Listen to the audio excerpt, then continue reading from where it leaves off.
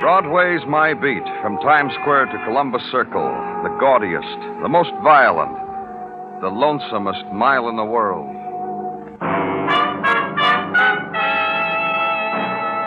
Broadway's My Beat, with Larry Thor as Detective Danny Clover.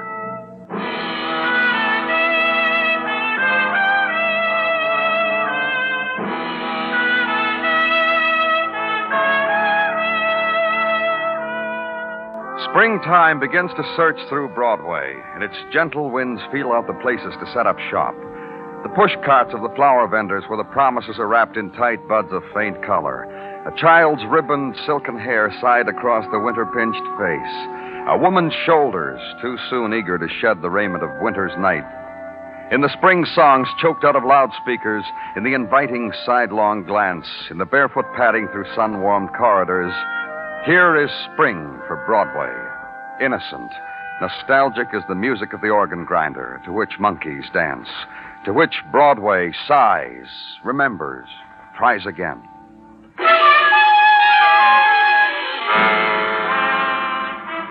And at the edge of the March evening, against the shimmering of dusk, the anger of a man, the near hysteria, the economy-sized fury at innocence maligned. It's an outrage. A shame, a filthy shame.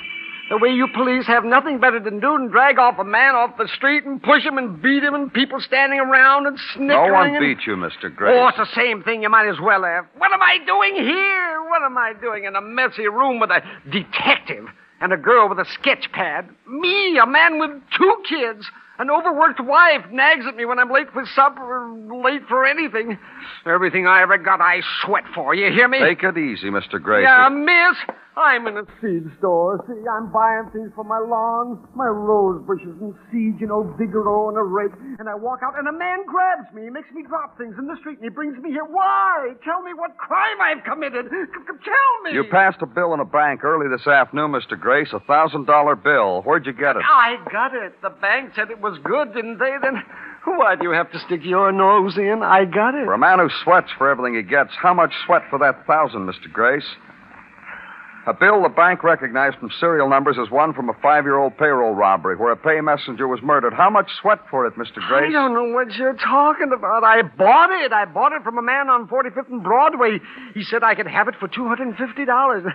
I laughed in his face. But you bought it, and so cheap. Well, I laughed in his face at first, but when he said he'd go to the bank with me and prove to me it was good. This man, was he Les Cheney? I don't know who he was. I never saw him before. Maybe I can freshen it for you, Mr. Grace. Cheney was a man we believed responsible for the robbery and murder. We couldn't prove it, though. We never found the money. But he was sent up for possession of narcotics. He's out now. Les Cheney sell you that bill? I don't know. Maybe it was him. I told you I never saw the man before. Oh, $1,000 for almost nothing. Wouldn't you have bought it? Let's pretend we're friends. You would have bought it, huh? Miss Holland here's an artist, Mr. Grace. She'll sketch a drawing while you describe the man who sold you the bill. Go ahead, Mr. Grace. Well, I thought she was doing a drawing of me. I thought Describe him. Well, describe him. Well, he had kind of a thin, smirky face, a pinched nose, kind of washed-out eyes. They were blue, I think. They bulged out a little bit. And you getting that, miss? Don't worry about her, Mr. Grace. She'll get it. You just go on. Yeah, well, his hat was kind of slouched down over his forehead. Any distinguishing marks, like a scar or anything you should... No, there was no scar. I noticed he needed a shave, but then I guess they all do. That type. Kind of a loose mouth, something like a bird dog. Yeah, that's it. The sad eyes and the kind of sniffing around. Yeah, but that's all I remember. Now, what else do you want? Enough to go on, Miss Holland? Good. Call your wife, Mr. Grace. Tell her you'll be real late. We're holding you on suspicion. You do that? You do that after the way I cooperated? Oh, you suck me in, and then you well, you can't. You can't.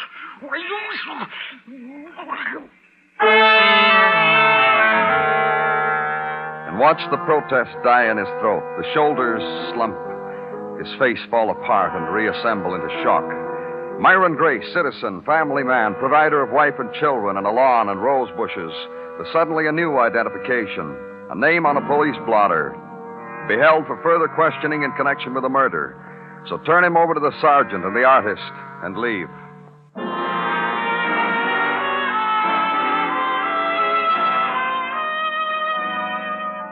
Routine now. Another reading of the records which concerned a 5-year-old crime. Records still on the active file, and the name which dominates them is the name of Les Cheney. More records. Les Cheney had been released a month ago from prison, having served 5 years of a 7-year sentence. Les Cheney, out on parole. So legwork now. Get the completed sketch and find an address and call on Les Cheney.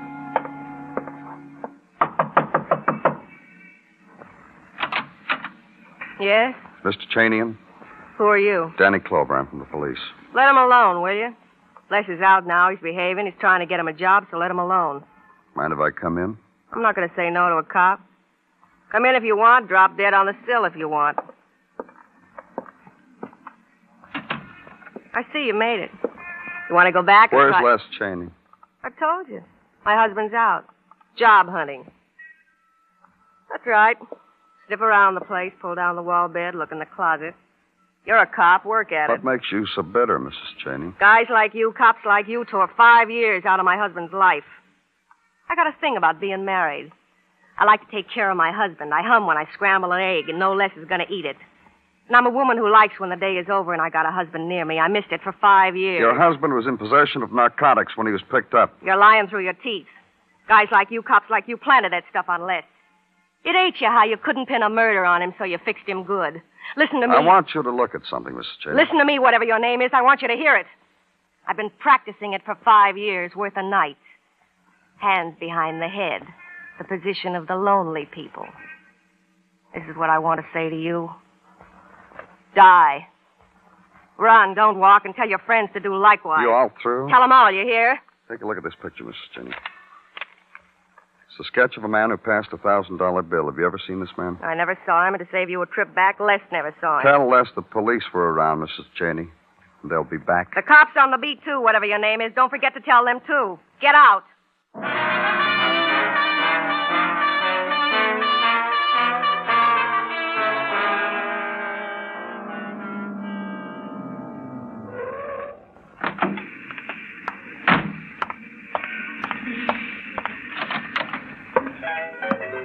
It's just what your mom hopes she'll send her from the big city, soldier. Little pillow with nice poetry on it, soldier. M's for the O's for the T's for the H. Get lost, soldier. This man's ahead of you. That's right, son. You better take off. I'm a policeman. Benny and I have a little business to take care of. Hi, Benny. Sit down, Danny. Sit down. Proud of me, huh? A legitimate line of trade, selling sentimental pillows for homesick soldiers. I'm doing my part, Danny. How you been, Benny? Dandy as anything. Gonna help me out? Gee, I wish I could, Danny. But I swore off being a stool pigeon, Danny. I wrote home to my mom just last week and told her how nice I'm doing with pillows and told her that I'm not going to be... Yeah. Look at this sketch, Benny. Did you ever see this man before? I haven't got my glasses, Danny. Hold it up close. Huh? You ever see him? Never, sir. Help me. Don't look like that, Danny. I don't lie to you. Man's been passing hot money. Counterfeit, huh? From a messenger holdup and shooting, murder. This guy? Did you ever see him? I just told you, Danny. I just said to you, I don't tell you... Closing time, gents. How come closing time? 9 o'clock's never closing time. Tonight it is. I'm sick of no customers. I'm a customer. Yeah? So pay your check and leave. I'm going home. Come on. Don't stall. The only reason I served you in the first place was you flashed to 20. You owe $4.60. I brought you the change. Yeah. Where'd you get a $20 bill, Benny? Oh, Danny. Danny, look. Mm-hmm. It's 9 o'clock, ain't it? Today at 9 o'clock, Benny Fane is turning over a new leaf. Clear my conscience and leave the old Benny Fane behind. Where'd you get it? I'm glad for the opportunity to tell you, Danny. I heard about a guy who was selling hot dough. The old Benny Fane got his address and bought a $20 bill for a fin. The old Benny Fane thought it was a counterfeit, not murder dough. Where'd you buy the $20 bill, Benny? Oh, just on 114th Street, 607, first floor, all the way back. Well, good night to all.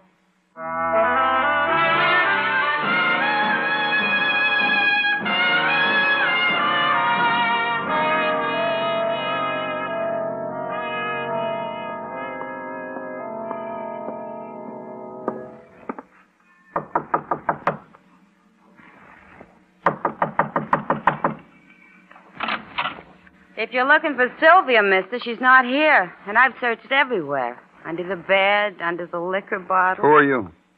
Just a lonely redhead looking for an old girlfriend I lost somewhere in a bar one dim day long ago and far away. All of a sudden, lonely me remembered Sylvia. Remembered she told me she lives here. Let's go inside, huh? I tell you, the girl's not here. I guess you can come on in. Sylvia won't mind. Well, you're in. Do something. Say the kind word. I'm from the police. Who are you? Joan Carson. Will make a faithful and obedient servant. Have references. Say the kind word. No Sylvia lives here, Miss Carson. This room belongs to a man who's selling hot money. You heard about it and came to buy from him. You greedy for easy money, Miss Carson? It's a proverb for the redheads. Money comes easy, goes easy. Who needs to walk the length of a grimy hall for it? Wait in an empty room for it. No one was here. Who let you in? A graceful movement of my soft, dainty hand. I knocked. No answer. I tried the knob. It turned. Sylvia wasn't here. I thought to wait. How long you been waiting? A half minute, a whole minute maybe, before you knocked. Ask the teenage boys on the front stoop. They all noticed my entry. Commented, too, in their kindly fashion. You don't know anything about the man who lives here. Turn around and look, mister. Look. Could that be him, that walking death in the doorway? Could that be him? He fell before I could get to him. Fell in the limp, loose way of men who were already dead. His hands were wet with the flow of his blood where he'd held the bullet wound. His mouth shaped a word. Then it, too, was gone. The death wound, the silence. This was what was left of a man whose picture I carried, who sold blood money to rose fanciers, to pillow salesmen, who had died for it, been murdered for it.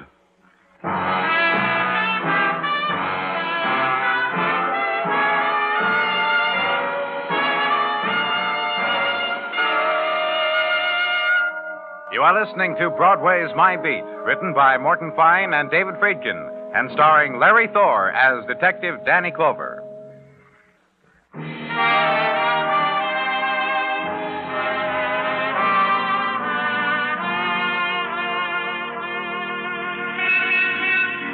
When the trade winds blow in from the Hudson and springtime comes to Broadway, it's a season of rare enchantment.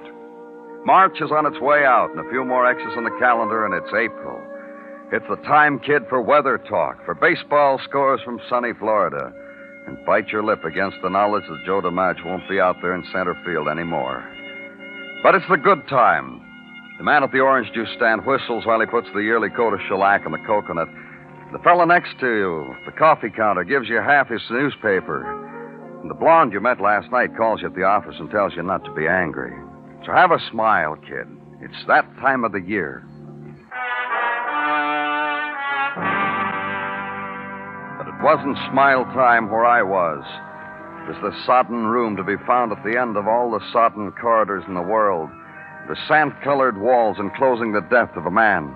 And standing beside him, a girl. And beside him, another man, Detective Muggavan. Name's John Mooney, Danny. Here's his wallet. Let me have it. I'll take a look around, Muggavan. Right. All right, young lady, you said your name is Joan Carson, and you came here looking for a long-lost friend. Look, mister, this don't make any difference. If a man comes home to die, and I happen to be here where he lives, I came here looking for a friend. What friend? What difference does it make? What friend? What friend? Sylvia. Don't even remember her last name. You know how you forget sometime. You pass by and you say, I think Sylvia used to live here. Why don't I go in and find out how she is? You know? Sure, a friend of yours used to live here. No, I'm not sure.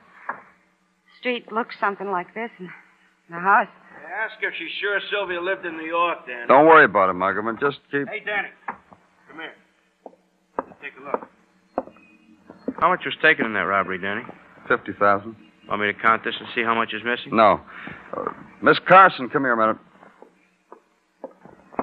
Take a look at the money Detective Muggavan found in this drawer. Close to $50,000. You can go now, Miss Carson. Muggavan? Uh-huh. Follow her. Then walk away from it. Walk the tired night streets of early spring. Here and there, a window opened to it, the soiled curtain floating in the darkness, swaying to the dance the night disc jockey calls in the unlighted room. Brushed shoulders with a straggler who's angered because for an instant you made him lose his hurried way to nowhere, then smiles his forgiveness because there, at the end of the corner where the street lamp dims, he sees it, will find it again. And then the quiet street where your room is, where if you're lucky, sleep waits to welcome you.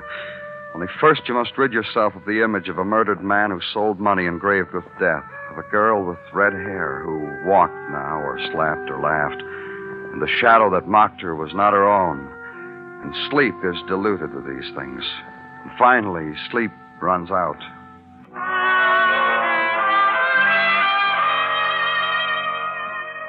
And at headquarters the next day, make a phone call to Les Cheney for routine questioning. Be told by his wife that he'd gone out to an interview for a job. Tell her that when he came back to stay home, you might be stopping by later on. Then it's noon. Your lunch hour is short because... Danny Clover speaking. Muggavan, Danny, get down here. The Charles Hotel, West 12th. You got some? Yeah. A dead redhead. A dead Joan Carson. Real dead.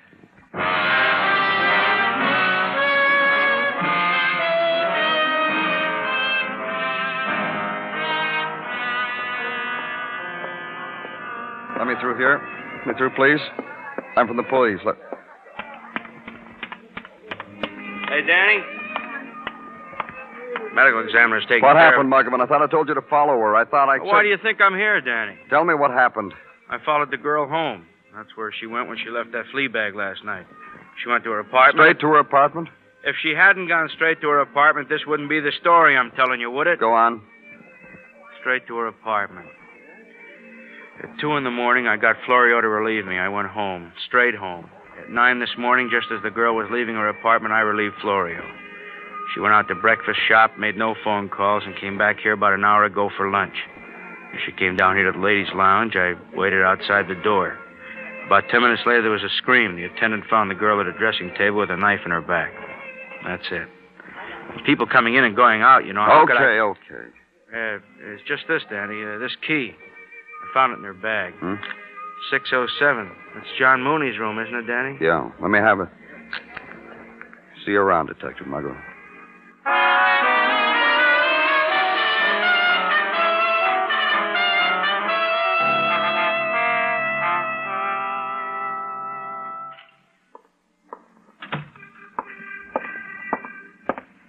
I hope I have chosen the correct moment, Danny. What? What are you talking about, Gino? The moment of please disturb or the moment of please do not disturb. I took a flyer and chose the former. I hope I have not overstepped the bounds of a 12-year-old sergeancy. This is your better day, Gino? The lot of a sergeant, Danny, all propaganda to the contrary notwithstanding, the lot of said sergeant, after 12 years of faithful and obedient service, is not a merry one. 12 years is a long way to go to the delicatessen for sandwiches for the boys. 12 years is sticking the nose in the dusty files and records. You'll get your promotion, Gino. Ha! Promotion. Ha, ha. This same stale crumb I off-tossed to the patient strain to the breaking point, Mrs. Tartaglia. It is her comment I just quoted. Ha! Promotion. Ha, ha. It'll go through one of these days, Gino. I promise not to flip the lid while waiting. To work, huh, Danny? If you wish. My burden, my refuge. Anent Les Cheney, once suspected thief and murderer in that payroll robbery of some years former. He has still not come home. He is still at large, violating his parole, no doubt. You think he's mixed up in this, Gino? It matters to anyone what a 12-year-old sergeant thinks? Let's proceed, shall we? Whatever you want, Gino. Anent John Mooney, deceased by murder, that he was a pickpocket whose name was inscribed as such in our archives practically from the moment of the laying of the cornerstone. The key to his room was in Joan Carson's purse where Muggavan found it. What? Oh, just tell me what you got on Joan Carson. I was coming to her, Danny. Sorry. It's one of the wounds that leave no apparent scars. How you higher-ups never expect I said I me... was sorry, Gino. Accepted. And then Joan Carson, alleged murderer of Mooney, a girl also with a record of possession of narcotics. What? In the month of October, the year 1943, picked up in her apartment, together with one Les Cheney by the narcotics boys. Sentence. Served a year on the island. With Les Cheney, the same Cheney... The very same. I am dismissed, Lieutenant. Oh, Gino. I hope I have been of some service. Good day, Lieutenant. And good hunting. Danny, I didn't mean. Not you. It's the other... You did good, Gino. Real good. Mrs. Tartaglia will be proud of you. Go home. Tell her.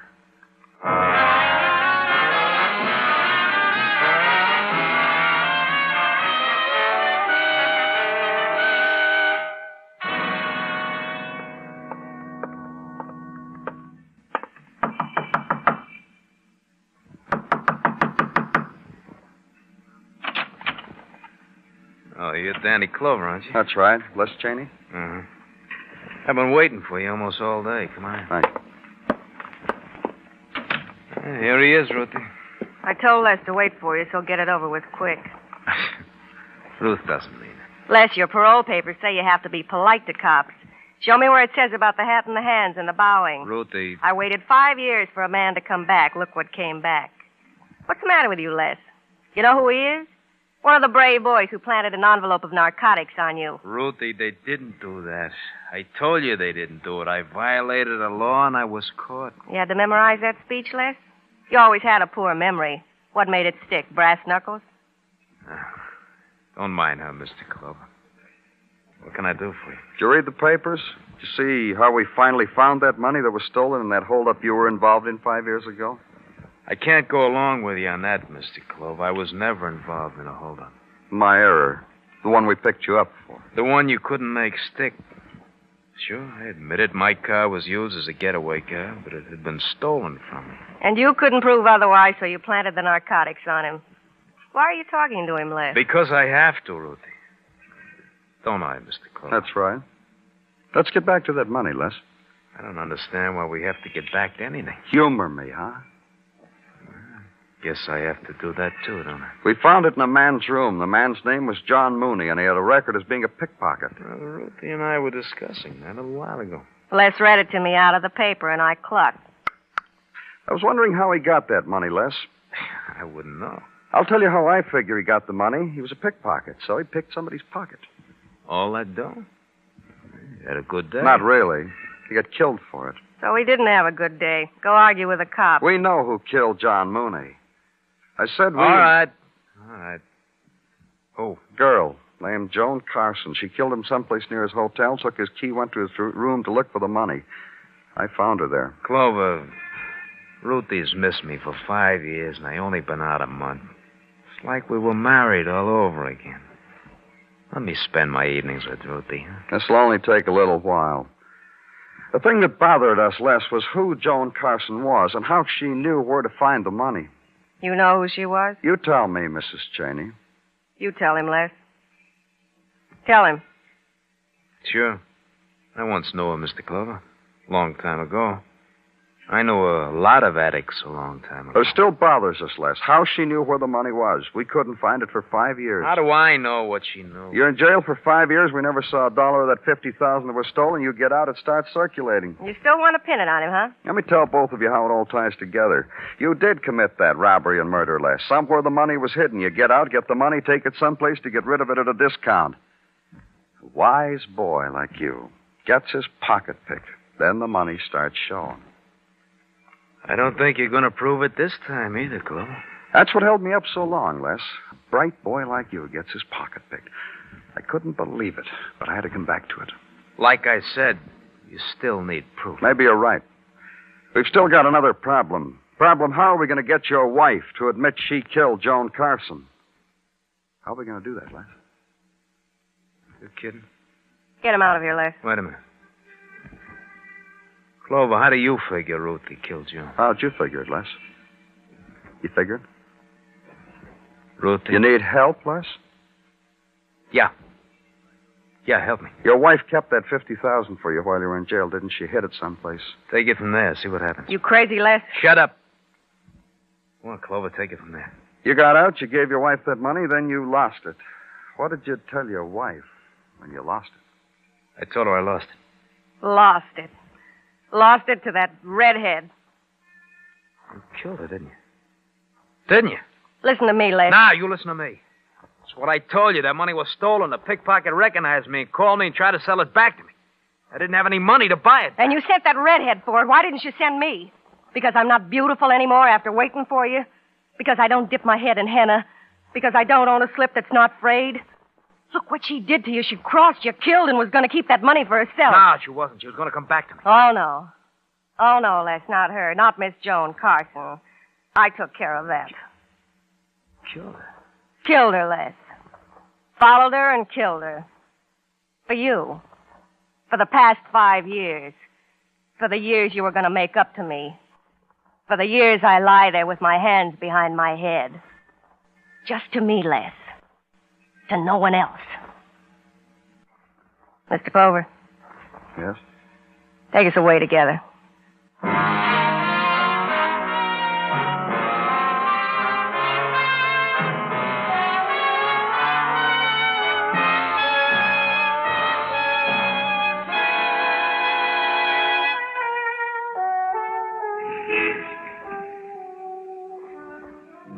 Twilight lies against Broadway like gray, speckled gauze, ripples off into another world. It's the street of the hurry-up steps, the fast questions, glances, the seekers after the special smile. And you walk it because once Broadway touched you, you can't rub it off. It's Broadway, the gaudiest, the most violent, the lonesomest mile in the world. Broadway. My beat.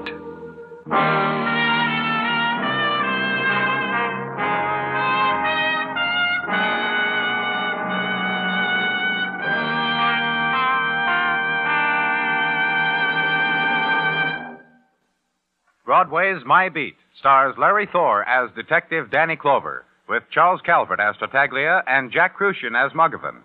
The program was produced and directed by Elliott Lewis. Musical score was composed by Alexander Courage and conducted by Marlon Skiles. In tonight's story, Charlotte Lawrence was heard as Ruth and Anthony Barrett as Les. Featured in the cast were Georgia Ellis, Howard McNear, and Leo Cleary.